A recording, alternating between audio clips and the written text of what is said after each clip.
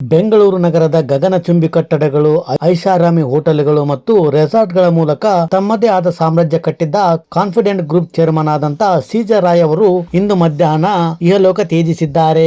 ಹೌದು, ಅವರ ಈ ನಿರ್ಧಾರ ಇಡೀ ಉದ್ಯಮ ಲೋಕವನ್ನೇ ಬೆಚ್ಚಿ ಬೀಳಿಸಿದೆ. ಬೆಂಗಳೂರಿನಲ್ಲಿ ಪ್ರತಿಷ್ಠಿತ ಉದ್ಯಮಿಯಾಗಿ ಗುರುತಿಸಿಕೊಂಡಿದ್ದ ಸಿ.ಜೆ. ರಾಯ್ ತಮ್ಮ ಕಠಿಣ ಪರಿಶ್ರಮದಿಂದ ಸಾವಿರಾರು ಕೋಟಿ ರೂಪಾಯಿಗಳ ಒಡೆಯರಾಗಿದ್ದರು. ಕನ್ನಡದ ರಿಯಾಲಿಟಿ ಶೋಗಳಾದ ಬಿಗ್ ಬಾಸ್ ಹಾಗೂ ಸರಿಗಮಪ ಕಾರ್ಯಕ್ರಮಗಳಿಗೆ ಪ್ರಾಯೋಜಕತ್ವದ ಬಹುಮಾನಗಳನ್ನು ನೀಡುತ್ತಿದ್ದರು. ಐಟಿ ದಾಳಿ ನಡೆಸುತ್ತಿದ್ದ ವೇಳೆ ತಾವೇ ಗುಂಡು ಹಾರಿಸಿಕೊಂಡು ಬದುಕನ್ನೇ ಕೊನೆಗೊಳಿಸಿಕೊಂಡಿದ್ದಾರೆ.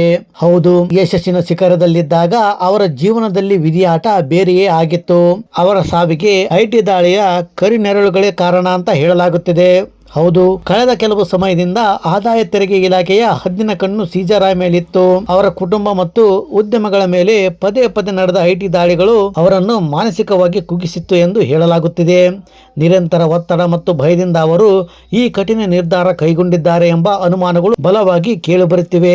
ಅವರ ಸಾವು ಹಲವು ಪ್ರಶ್ನೆಗಳನ್ನು ಹುಟ್ಟಿಹಾಕಿದೆ. ಒಬ್ಬ ಯಶಸ್ವಿ ಉದ್ಯಮಿ ಸಾವಿರಾರು ಜನಗಳಿಗೆ ಉದ್ಯೋಗ ನೀಡಿದಾತ ಇಂತಹ ನಿರ್ಧಾರ ತೆಗೆದುಕೊಳ್ಳುವ ಸ್ಥಿತಿಗೆ ತಲುಪಿದ್ದು ಯಾಕೆ? ಅವರ ಸಾವಿನ ಹಿಂದಿನ ನಿಜವಾದ ಕಾರಣವೇನು? ಪೊಲೀಸ್ ತನಿಖೆಯಿಂದಷ್ಟೇ ಸತ್ಯ ಹೊರಬರಬೇಕಾಗಿದೆ. ಸಿ.ಜೆ. ರಾಯ್ ಅವರ ಅಗಲಿಕೆಯಿಂದಾಗಿ ಅವರ ಕುಟುಂಬ, ಸ್ನೇಹಿತ ವರ್ಗ ಹಾಗೂ ಅವರನ್ನೇ ನಂಬಿದ ಉದ್ಯೋಗಿಗಳಿಗೆ ತುಂಬಲಾರದ ಒಂದು ನಷ್ಟ ಅಂತ ಹೇಳಬಹುದಾಗಿದೆ. ಇಂತಹ ಸಿ.ಜೆ. ರಾಯ್ ಅವರ ಆತ್ಮಕ್ಕೆ ಶಾಂತಿ ಸಿಗಲಿ ಅಂತ ನಾವು ನೀವೆಲ್ಲರೂ ಹಾರೈಸೋಣ.